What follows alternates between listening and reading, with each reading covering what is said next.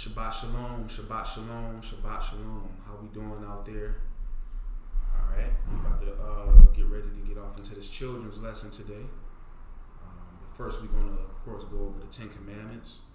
But real quick, I just want to say I hope that everybody is staying prayed up throughout all of this COVID-19 stuff. I hope that we still taking care of ourselves, and can't wait to see some of you all in class today. All right. Without further ado, we're going to go ahead and get off into this lesson, starting with the Ten Commandments.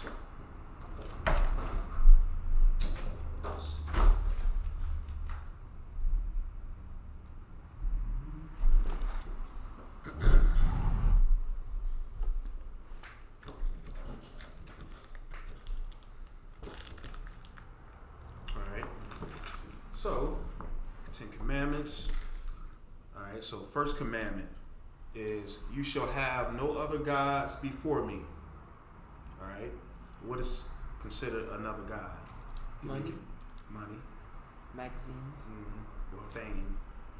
That's fame. What else? TV. Yeah. Right.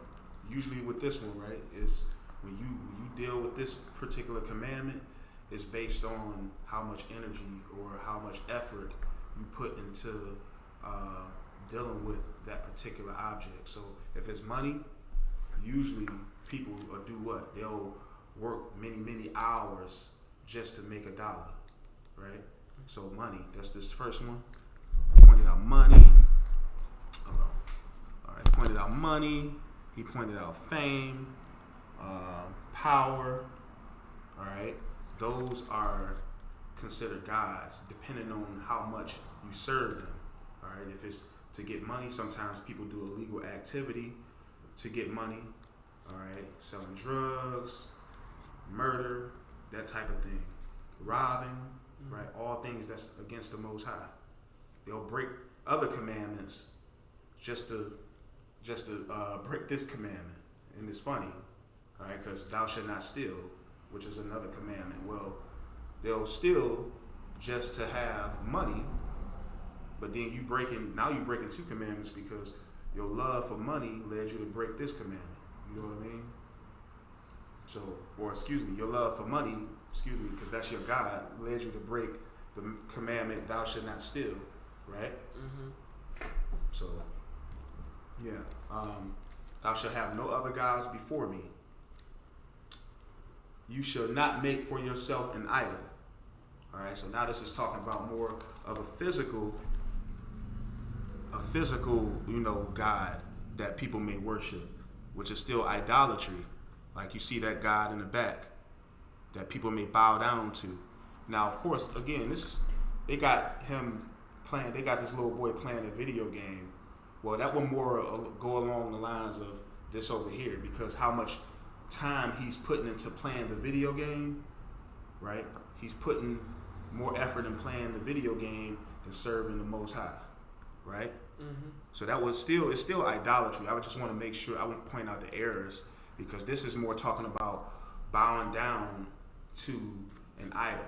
All right, so we're not supposed to carve any graven images that represent anything in heaven or in the earth beneath or in the water under the earth. This is what the actual Bible says, right? All right, and neither are we to bow down to them. So yeah, this is still idolatry though, him playing this video game, right? Mm-hmm. So yeah, so you should not make for yourself an idol. All right, talking about a physical idol that you will bow down to and worship, right? Or actual, let me correct that. Like an image that looked like a man, like how this looks, right? That's like an actual image that of a man. Like for those of you out there that's watching this may know about the Buddha statue. That's an actual image, right? It's something like this right here. All right, let's go to the next one. You shall not misuse the name of Yahuwah your Elohim. All right, you shall not misuse the name of Yahuwah your Elohim. All right, now right here it's got this woman that is probably in traffic. She's in traffic, and she is like, dealing with road rage, and she says, something in reference to, well, I can't, of course, repeat it in here, but she's using the Most High's name in a disrespectful way. The problem is, it's a little bit deeper than that. All right, you can blaspheme you can use the Most High's name in vain in different ways. All right, one of the ways you can do that is by, doing what? Do you remember? Swearing And doing what? Yelling. No, not quite.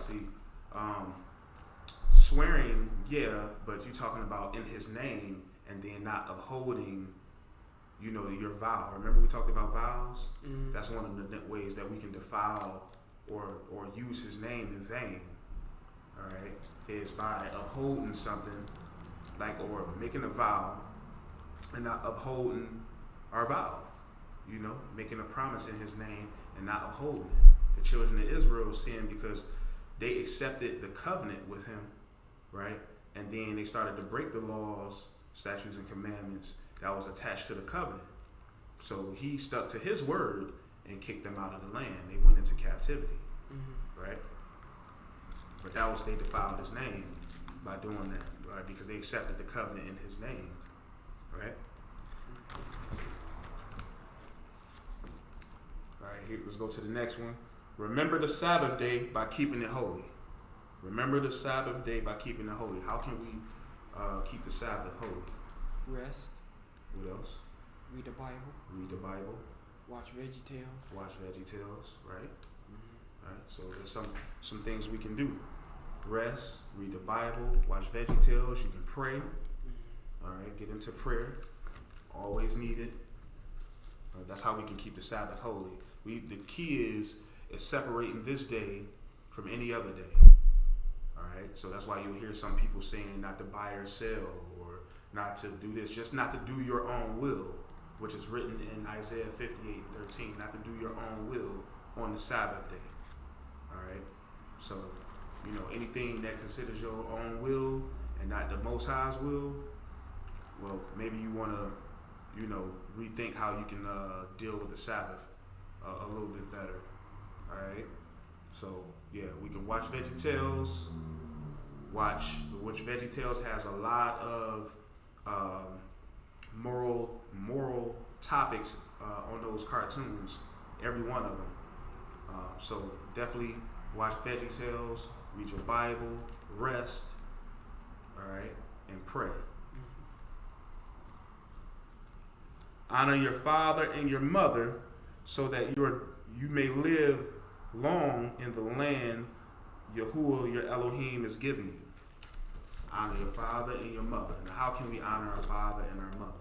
Listen to the instructions. Listen to the instructions. But actually, you can listen to them, but actually do them. Right? All right. So certain things, like if they tell you to clean up the house, and they tell you how to do it, right? You want to go ahead and do that, right?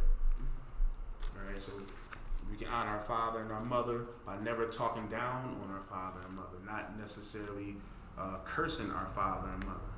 And cursing meaning, saying, well, some people may take that as using profanity, which of course you don't want to do that either.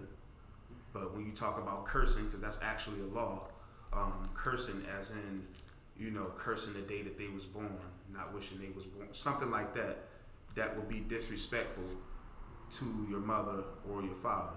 And why wouldn't you want it? And that's one of the ways that falls under not honoring your father and your mother.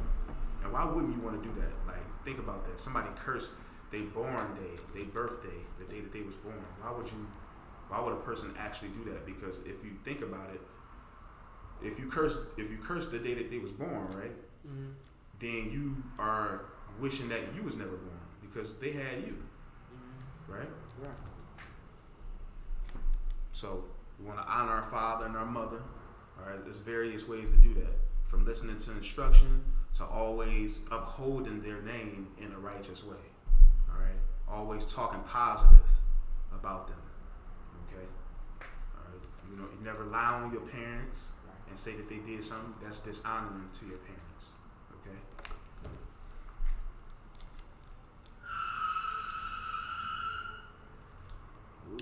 shall not murder. All right. So, all right. Tell me, give me an example of murder. Well, when when they got a knife and they stab you in the back without noticing, that would be murder. Yeah. So if you don't know, what he's saying is, so if somebody come behind you and stab you in the back and kill you, that would be murder. Yes, that would be murder. Of course, we always give this example because we have to distinguish between murder and self-defense. And I always talk about, like, if somebody, even I'll use this one this time. If somebody's trying to carjack you, all right, and rob you, and you happen to be a licensed gun owner and you defend yourself, then that is not murder if you defend yourself and they end up dying. Versus if they try to carjack you and rob you, and they break in they catch you while you sitting at a light, they catch you while you in traffic, and they murder you, then that's considered murder because their intention was to rob you and steal from you by all means, and then even if that meant hurting you. So their intention was to do bodily harm. All right. Somebody, if there is a situation where, two get into a fight and, one particular individual starts the fight with the intention of doing great bodily harm, and he actually goes through with it and kills somebody, then that's actually murder. Versus if that same person starts the altercation and he gets into a fight with another individual, but he ends up losing, right? And he end up not losing, but he end up dying in the process, then that's considered murder. And it gets deeper than that when you're talking about a situation like that, because, sometimes when you go in front of the court of law, they might try to determine whether the other individual had enough control to stop. So they would have to probably go in front of a judge and explain themselves, depending on how the event played out. All right. But if somebody, like real basic murder is when somebody is in their mind, they going to do great bodily harm, and they go through with it, and they go through and kill somebody. Versus self-defense is, I'm in my house, somebody breaks into my house, and they decides that they want to rob me, and I defend myself because I'm a licensed gun owner, and they end up dying. Well, that's self-defense there. All right. All right. So we're gonna move on to the next one, which is, you shall not commit adultery. You shall not commit adultery. All right. And if you notice, they have the 2 rings in the Bible because when you get married, you're making an oath to uphold. You're upholding the oath. All right. So they're showing the Bible, all right, and as a representation of, something righteous, and the couple upholding their oath, which is in the name of the Most High, which is to be loyal to each other. All right. So when adultery, what is adultery now? Adultery when a man and woman walked out of their marriage and go with another man or another woman. Yeah. So when a man or a woman is married, when you have a couple that's married, and a man or a woman decides to go and deal with another man or a woman, that is considered adultery. All right. That is adultery. Who's that doing? Let me get it.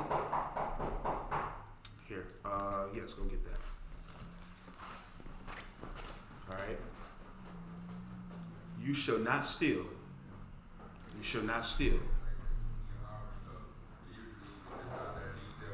All right. So what you see here is, you see, come right on in. We're doing the 10 Commandments. How y'all doing? All right. So, real quick, you shall not steal. All right. You see a woman here. She is stuffing candy into her purse while looking out for the store clerk, right? So, she could possibly be poor, but when you read the Bible, it says, thou shalt not steal. Thou shalt not steal doesn't mean thou shalt not steal if I'm poor. All right? Because you can go and ask somebody for candy or ask somebody for food, right? So there's no stipulation. There is no exception to this rule. All right? It's still wrong. All right? So thou shalt not steal. You should not give false testimony against your neighbor. All right? You should not give false testimony against your neighbor. Here, you have two individuals. One has hit a ball through a man's window and blaming it on his friend, right? And the man is trying to figure out who's telling the truth. All right? Now, this is just in a regular, everyday neighborhood. But when you consider the children of Israel in the Bible, they was actually family. All right? I have to point that out every time. They was actually family. And see, with them actually being family, it's different because, like I said last week, you and you are actually brothers. Well, this is how the children of Israel were. So, say if y'all two live next door to each other or something like that, you know what I mean? And something happened where you was afraid to take the punishment for something you did, so you blamed it on him. You know what I mean? So then that's where, that's where it would be a situation where you blaming something on your brother who y'all have the same father and mother, right? In this situation, they just actual neighbors stand in the same neighborhood.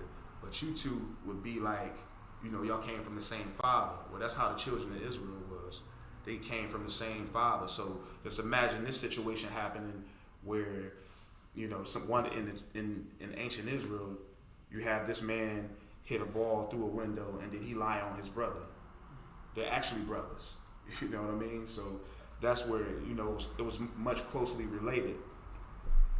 So when it says neighbor, that word neighbor in the Bible is talking about actual family, with the exception of those people that came out of Egypt, the mixed multitude, the Egyptians that came out of Egypt with the children of Israel, right?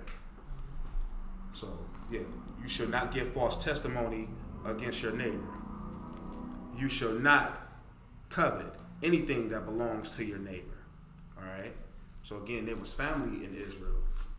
So just imagine, you having two brothers or two sisters, and one is actually looking on a property of her sister because she has something that she likes. Now, what coveting is they want to come up, they lusting so bad. They want this product, this like in this situation, she wants this car so bad that she's willing to think of a plan to go through and actually try to take this car from her. All right? So that's unrighteous, and that's addressing your heart, what's in your heart. So coveting deals with more of what's in your heart. So if your neighbor has something that, that you actually like a car or a nice house, in this situation, it's a car and a house, then we should be happy for that instead of trying to take it away from that person. All right? So it deals with the word covet deals with lust, and it deals more with what the inner person. So you should not covet anything that belongs to your neighbor. All right? So let me run back through them.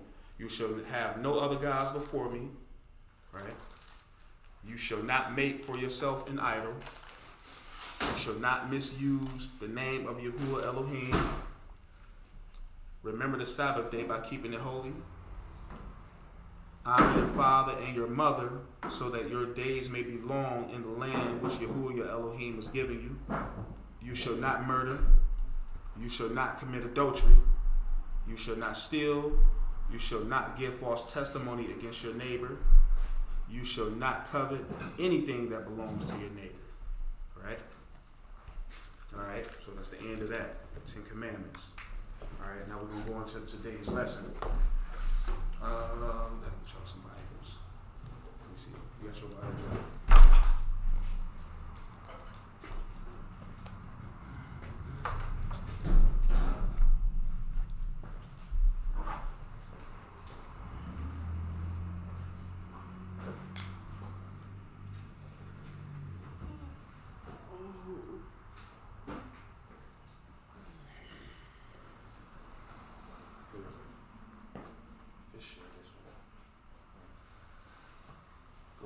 First Kings.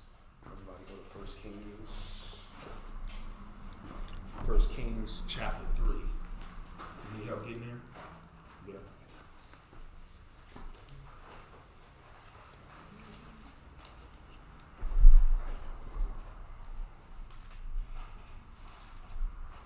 Got it.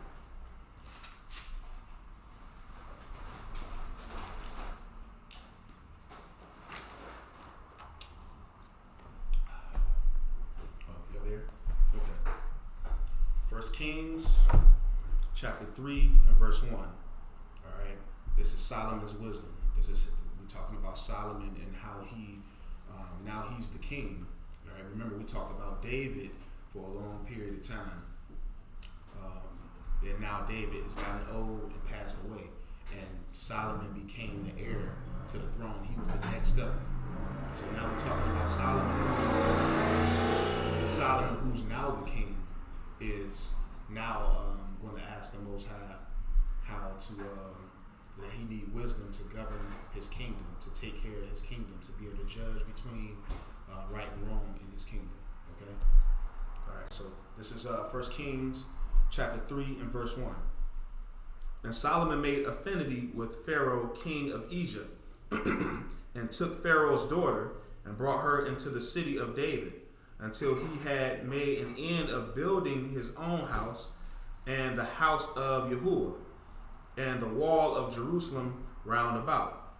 All right, so he made a pact with the Pharaoh, king of Egypt, and he took his daughter to wife. All right, so he had like a friend, a partner there. Only the people sacrificed in high places, because there was no house built unto the name of Yahuwah unto those days. And Solomon loved the Lord, walking in the statutes of David, his father. Only he sacrificed and burnt incense in high places.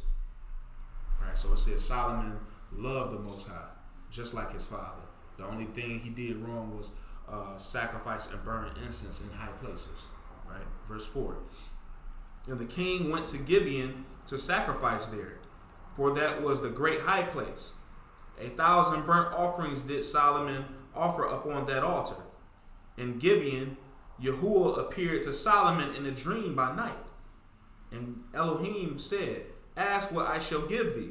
And Solomon said, thou hast showed unto your servant David my father great mercy, according as he walked before thee in truth, and in righteousness, and in uprightness of heart with thee. And thou hast kept for him this great kindness, that thou hast given him a son to sit on his throne, as it is this day. And now, O Yahuwah, my Elohim, thou hast made thy servant king instead of David my father. And I am but a little child. I know not how to go out or come in. And thy servant is in the midst of thy people which thou hast chosen, a great people, that cannot be numbered nor accounted for multitude. So out of fear, Solomon, because he figured he don't know how to judge between good and evil amongst Israel, is asking the Most High to give him wisdom and to teach him how to govern between good and evil. So he's saying, and now, O Yahuwah, my Elohim, thou hast made thy servant king instead of David, my father. And I am but a little child, because he was a young man, and he was taking on this responsibility. All right. Verse 8. And thy servant is in the midst of thy people which thou hast chosen, a great people that cannot be numbered nor counted for multitude. Give therefore thy servant an understanding heart to judge thy people, that I may discern between good and bad. For who is able to judge this thy so great a people? And the speech pleased Yahuwah, that Solomon had asked this thing. And Elohim said unto him, because thou hast asked this thing, and hast not asked for thyself long life, neither hast asked riches for thyself, nor hast asked the life of thine enemies, but hast asked for thyself understanding to discern judgment. Behold, I have done according to your words. Lo, I have given thee a wise and understanding heart, so that there was none like thee before thee, neither after thee shall any arise like unto thee. So the Most High is saying that there's not going to be another king. There's not going to be another king worshiping like, or to come after him, or Solomon wouldn't. He would be a much greater king than those that came before him. Right? He's giving them this great promise that there's not going to be another king like you. All right, and he's still going to give him riches and things that most kings would ask for. All right, but Solomon was different. He asked for wisdom. Right? So start back up at verse 12. Behold, I have done according to your words. Lo, I have given thee a wise and understanding heart, so that there was none like thee before thee, neither after thee shall any arise like unto thee. And I have also given thee that which thou hast not asked, both riches and honor, so that there shall not be any among the kings like unto thee all thy days. So he gave him riches and honor. All right, so he's going to get respect from the people as well. All right, besides him getting the wisdom. Verse 15, and Solomon awoke. Remember, he received all of this in a dream now. And Solomon awoke, and behold, it was a dream. And he came to Jerusalem and stood before the ark of the covenant of Yahuwah, and offered up burnt offerings and offered peace offerings, and made a feast to all his servants. Then came there two women that were harlots unto the king, and stood before him. And the one woman said, O my Lord, I and this woman dwell in one house, and I was delivered of a child with her in the house. And it came to pass the third day after that I was delivered, that this woman was delivered also. And we were together. There was no stranger with us in the house, save we two in the house. So you got these two harlots. Now this is when Solomon is going to realize that he have the ability to judge between good and bad, okay? With this situation right here. So remember, he woke up out of the dream, and then you got these two harlots that's come to him. And this woman's child, verse 19, and this woman's child died in the night because she overlaid it. And she arose at midnight and took my son from beside me, while thine handmaid slept, and laid it in her bosom, and laid her dead child in my bosom. And when I rose in the morning to give my child suck, behold, it was dead. But when I had considered it in the morning, behold, it was not my son, which I did bear. And the other woman said, Nay, but the living is my son, and the dead is your son. And this said, No, but the dead is thy son, and the living is my son. Thus they spake before the king. So they was arguing back and forth about whose son this was. Right? Verse 23.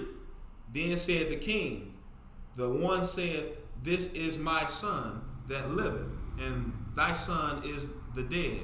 And the other said, Nay, but thy son is dead, and my son is the living. And the king said, Bring me a sword. And they brought a sword before the king. And the king said, Divide the living child in two, and give half to the one and half to the other. Now the King Solomon is bluffing. He's making it as if he's gonna cut this baby in half and give one of the women one part of the baby, and give the other woman the other part, because just to test them. Now this is going to show you that he had become wise, because what woman really want their child to be cut in half? All right, and this is what he understands this. He knows this, but he's testing the two women with this, right? Verse 26. Then spake the woman whose the living child was unto the king, for her bowels yearned upon her son. And she said, O my Lord, give her the living child, and in no wise slay it. So out of fear, she's saying, O my Lord, give her the living child. and don't slay it at all. Long as it's safe, long as it's alive, I just want the baby to be alive. Don't kill it. But the other said, let it be neither mine nor thine, but divide it. So the other woman said to kill it and divide it. Because if you cut this baby, the baby is not going to live. So this is the woman. The woman said, go ahead and kill it. The second woman, whose baby is not. Right? Then the king, now watch, this is how you know that King Solomon had wisdom. Verse 27. Then the king answered and said, give her the living child, and in no wise slay it. She is the mother thereof. So he was able to play on their fear. All right? Whoever feared and didn't want the baby to be killed, that's who the baby belonged to. And so that's what he did. He gave the baby to the woman that did not want the baby to be killed and divided, versus giving it to the woman that said, go ahead and kill it. Because he understands that there's no woman in her right mind that's going to want her kid, her son, to be killed and cut in half. There's no woman that wants that. That's in their right mind anyway, I said. And there's some weird stuff that go on these days, right? But yeah, there's no woman that's going to want that. So this is where Solomon first get his wisdom, or this is where Solomon first showed that he have wisdom, right? So I'm going to start back up at 27, verse 27. Then the king answered and said, give her the living child. Give her the living child, and in no wise slay it. She is the mother thereof. Verse 28. And all Israel heard of the judgment which the king had judged, and they feared the king, for they saw that the wisdom of Elohim was in him to do judgment. Right? So, this is where he first get established. Let's go back. Let's go into chapter 4. 1 Kings chapter 4 and verse 1. So King Solomon was king over all Israel, and these were the princes which he had: Azariah, the son of Zadok the priest, Eloreth, and Ahiah, the sons of Shisha, scribes, Jehoshaphat, the son of Ahilud, the recorder, and Benaiah, the son of Jehoiada, was over the host, and Zadok and Abiathar was the priest, and Azariah, the son of Nathan, was over the officers, and Zabud, the son of Nathan, was principal officer, and the king's friend, and Ahishar was over the household, and Adoniram, the son of Abda, was over the tribute. And Solomon had 12 officers over all Israel, which provided victuals for the king and his household. Each man his month in a year made provision. And these are their names: the son of Hur in Mount Ephraim, the son. So he had 12 officers that provided victuals each year. All right, one out of each tribe. It says, verse 9, the son of Dekur in Makaz, and in Sha'albim, and Beth Shemesh, and El Beth Hanan, the son of Hesed in Arubath. To him pertained Succoth and all the land of Hepher, the son of Abinadab and all the region of Dor, which had Taphath, the daughter of Solomon, to wife.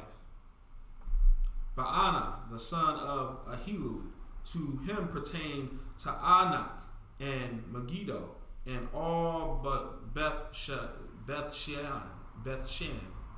which is by Zertana, beneath Jezreel, from Beth Shean to Abel Meholah, even unto the palace that is beyond Jokneam, the son of Geber in Ramoth Gilead. To him pertain the towns of Jair, the son of Manasseh, which are in Gilead. To him also pertain the region of Argob, which is in Bashan, 80 great cities with walls and brazen bars. So Solomon is now starting to, his kingdom is established. He is now sitting in his father's seat. And he has got wisdom, and he's able to judge between good and evil. All right. And now the Most High is giving him honor. All of these, what I'm reading is him. The way he's receiving honor is by having his kingdom established. So he have all these officers that provide victuals for him. He have, people over his army, that type of stuff. Just like a nation, like this nation has. He has that, but more righteous, of course, right? Slide down to verse 20. And it says, Judah and Israel were many, as the sand which is by the sea in multitude, eating and drinking and making merry. And Solomon reigned over all kingdoms from the river unto the land of the Philistines, and unto the border of Egypt. They brought presents and served Solomon all the days of his life. And Solomon's provision for one day was 30 measures of fine flour and 80 measures of meal. All right, so this is Solomon receiving provision from those 12 tribes, right? Mm-hmm. All right, and so it says, and Solomon's provision for one day was 30 measures of fine flour and 80 measures of meal. Okay. Go to verse 25. I just want to show that like the northern and southern kingdom, they dwelled in peace. Let's see. Verse 25. And Judah and Israel dwelt safely, every man under his vine and under his fig tree, from Dan even to Beersheba, all the days of Solomon. And Solomon had 40,000 stalls of horses for his chariots, and 12,000 horsemen. So look at his wealth. Like he's rich. All of this stuff. Like he's extremely rich. Okay?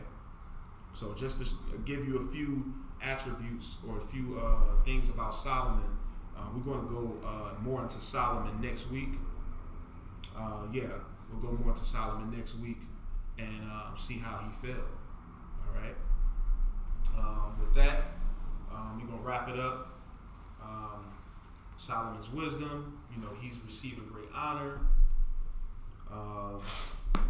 Now, we have 3 hallelujahs. I know it's just a few of us in here, so let's, on the count of 3, let's see if we can outdo 20 people that's in here, right? Mm-hmm. All right. So on the count of 3, y'all ready? Mm-hmm. Y'all ready? You sure? All right. So on the count of 3, 1, 2, 3. Hallelujah! Okay, that's solid. That's solid, especially only being a few people. Okay, let's get another one. 1, 2, 3. All right, I like that. Let's make the last one the best one. I like those though. On the count of 3. Want to get your voice messed up or something? What's going on? Oh, okay. All right. 1, 2, 3. All right. Yeah. Let's go. Just with a few people. All right. So with that, I'm gonna say shalom, and you all have a nice rest of the Sabbath. All right. We'll see you for the main lesson in a little bit. Shabbat shalom.